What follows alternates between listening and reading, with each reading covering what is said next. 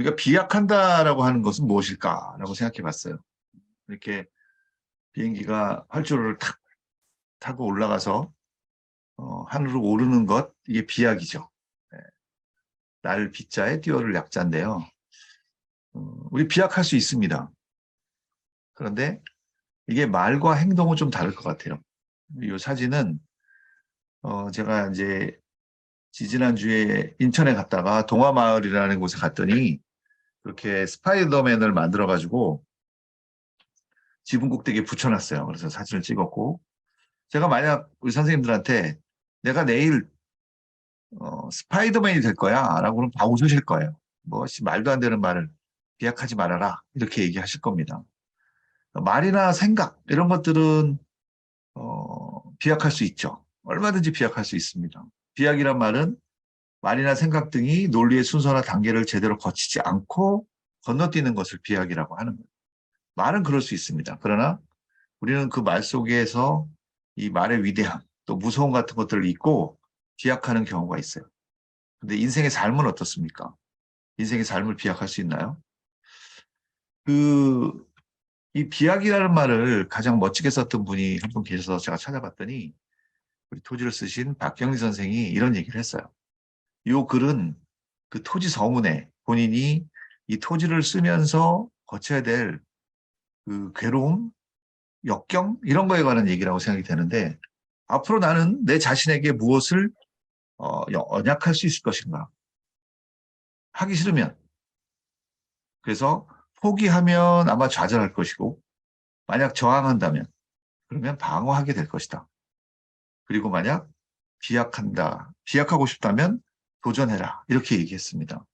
그런데 그냥 도전만 하면 되는 게 아니라 그 도전한다는 것은 아마 험난한 길이 당신 앞에 있을 것이다. 그럼에도 불구하고 자기가 이 토지라고 하는 소설을 쓰기 위해서 자기는 도전했다. 뭐 이런 얘기를 했던 것 같아요. 그래서 말이나 행동의 비약은 얼마든지 할 수 있지만 우리가 인간 삶에 있어서의 비약은 사실 험난한 길이라고 하는 그런 어려움이 있다는 그런 메시지를 주고 있습니다. 제가 오늘 이 티나 터너라고 지금 83살이나 된 스위스계 미국 락 가수예요. 근데 다시 지금은 이제 스위스 사람으로 다시 돌아갔어요. 돌아갔고 지금 스위스에 살고 있는데 이 가수 이야기를 하려고 합니다. 자, 이제 그녀를 우리 무대로 한번 불러보겠습니다.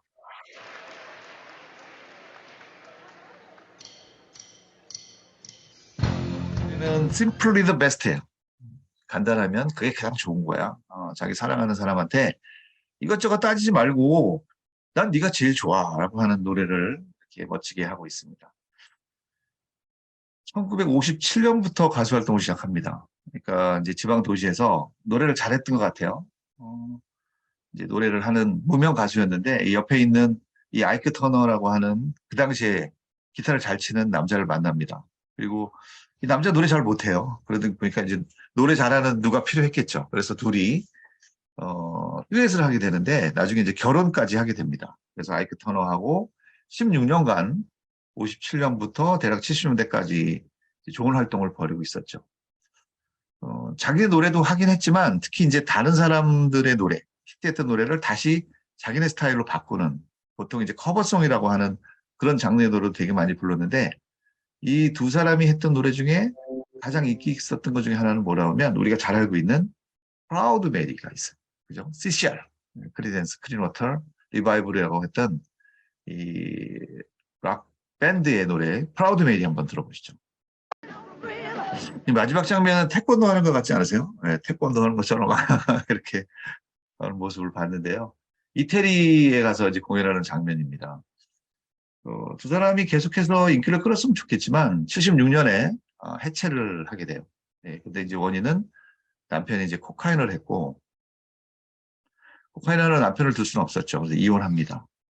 근데 이혼 후에 우리가 몰랐던 사실들을 알게 돼요. 이 아이크 터너가 이 티나 터너를 가정폭력, 그러니까 때리기도 했고, 그다음에 신체적으로 정신적으로 학대했다는 그런 얘기를 폭로합니다. 그래서 본인이 스스로 목숨을 끊으려고 했던 그런 일도 있었다라고 얘기하는 거예요. 안타깝게도 이제 막 두 사람들이 그 공연을 했다가 못하게 되니까 거기에 대한 뭐 배상금도 물어내고 굉장히 어려웠어요. 그래서 헤어질 때는 티나 터너에게 차 2대밖에 없었어요. 그러니까 굉장히 힘든 시간을 보냈겠죠. 자, 그것을 보고 있던 친구가 그러는 거예요. 야, 도대체 넌 왜 이런 상황에서 머물러 있는 거야? 그랬더니 이제 티나 터너가 우리가 보기엔 되게 파이팅이 있어 보이지만 난 지금 아무것도 할 수가 없어. 그런데 이제 친구가 얘기합니다. 너를 찾아. 너가 너를 찾는 일이 바로 이 상황에서 벗어나는 일이야 라고 얘기해요. 그는 영화에도 출연하고 또 78년, 79년에는 앨범을 발표하지만 커다란 인기를 끌지 못해요. 왜냐하면 그녀의 나이가 이제 40을 넘었기 때문이죠. 이제 그 이후로는 주로 이제 뭐 호텔이나 클럽 같은 데 가서 옛날 가수 티나 터너 이렇게 우리가 보통 이제 지금도 보면 오래된 가수들 나오는 향수 불러일으키는 그런 가수에 불과하고 약간 좀 추락하는 그런 상황이 있었습니다. 자, 그러던 1984년의 어느 날이었어요. 그가 이 프라이빗 댄서라고 하는 앨범을 발표하고 그 앨범 속에서 이제 이 강의의 제목인 사랑이 대체 뭐야? 라고 하는 이 노래를 발표합니다.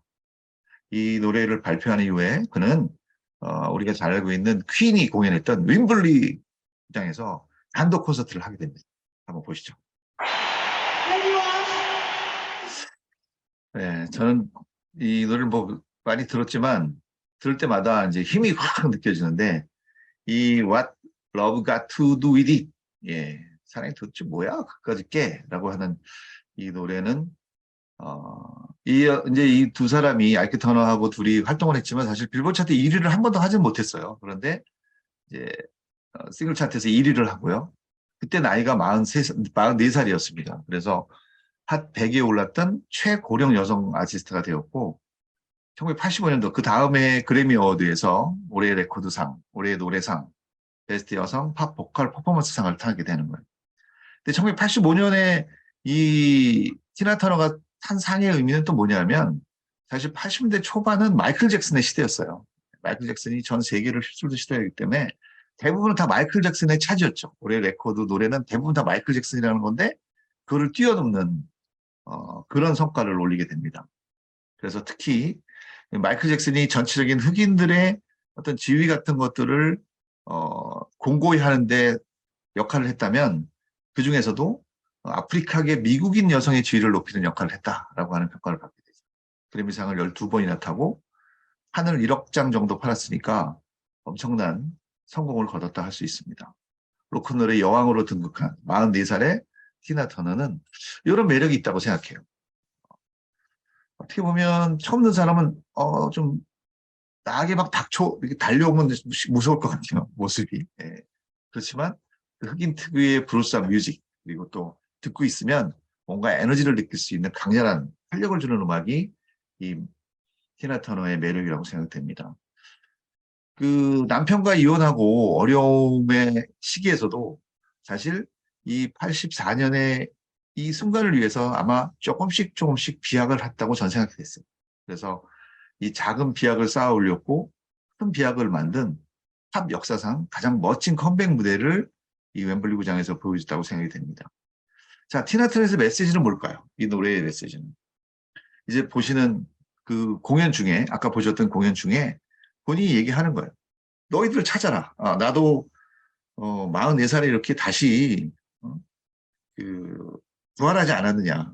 보통 우리가 본인이 이제 그 티나 터너와 살면서 그 사랑 때문에 매를 맞아가면서 그 사랑 때문에 그 사랑이 대체 뭔데 그런 거에 연연하지 말고 너네들이 정말로 네 자신을 찾아라. 사랑은 배나 주는 거야. 뭐 이런 얘기를 하면서 여기 모인 그 웸블리 구장에 많이 모인 여자들 얘기하는 거야. 자, 내가 하나 둘 셋 할 테니까 What love is got to do with it? 한번 외쳐봐! 라고 하는 장면이 여기 이렇게 나옵니다. 보시죠.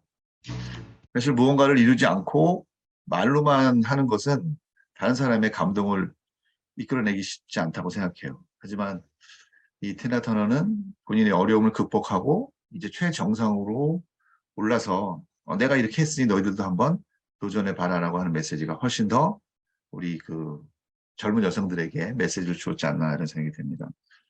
2021년에 이제 명예의 전당, 명예 전당에 헌액되었죠. 지금 이제 스위스에 있었기 때문에 거기에 나오지 않고 이제 스위스에서 아마 동영상으로 본인이 그 전당에 올라간 거에 대한 인사를 했던 것 같은데, 만약 당신들이 내가 81살인데도 불구하고 상을 준다고 한다면 나는 그래도 뭔가 한 것이 틀림없어라고 하는 약간 자랑과 그리고 또 뭔가 우리 울림을 주는 이런 얘기를 하는 티나 터너의 노래를 들었습니다. 이제 2022년이 주로 저물고 있고 2023년에는 저는 이 티나 터너를 보면서 나는 어떤 작은 비약을 만들어낼까 그런 고민을 했습니다. 이상입니다.